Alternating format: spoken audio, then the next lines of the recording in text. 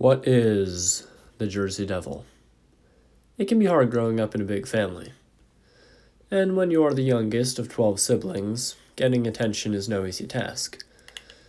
However, Jane Leeds' 13th child appears to have had no such problem, being the legendary Jersey Devil.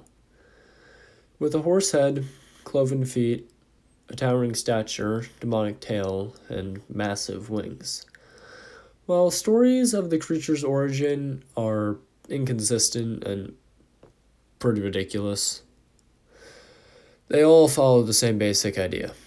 In 1735, Jane Leeds, who lived in the Pine Barrens of New Jersey, was pregnant with her 13th child, and it was born as a demonic abomination.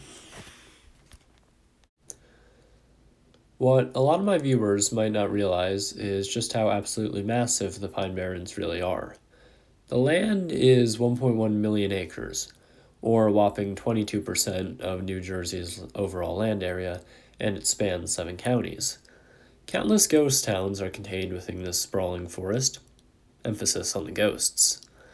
The Pines are home to lynching victim Dr. James Still, naval hero Stephen Decatur, and even the infamous pirate Captain Kidd.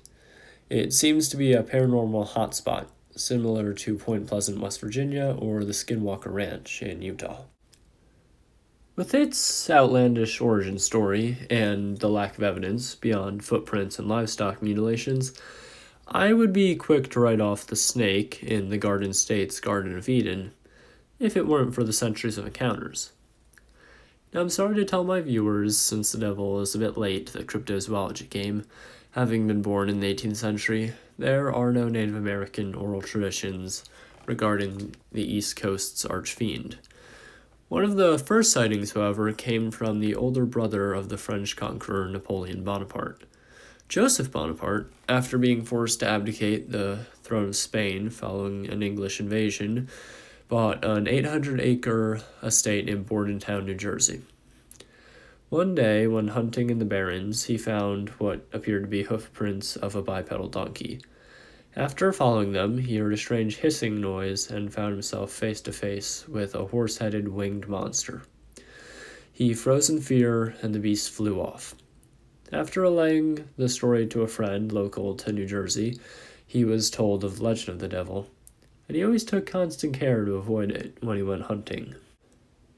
There were numerous other sightings, but it all came to a head in 1909, in what is now known as Devil Week.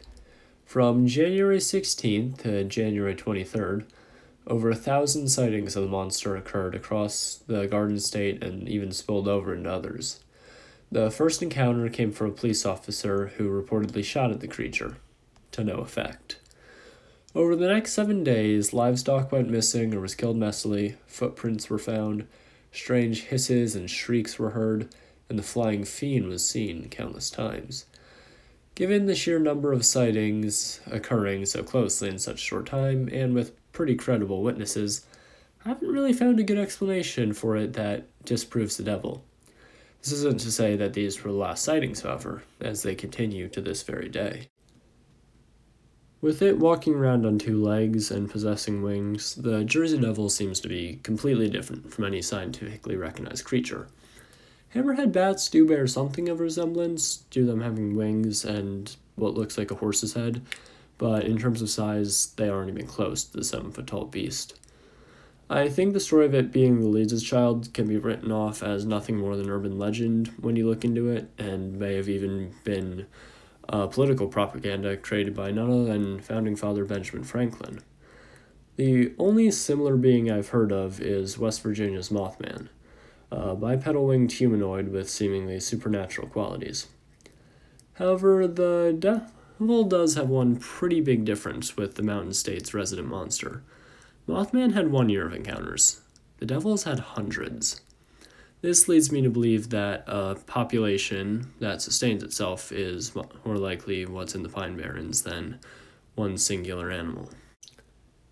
Nowadays, if you don't want to hunt through vast forests and risk life and limb to see the Jersey Devils, you don't have to. Just head to the Prudential Center and catch them on the ice.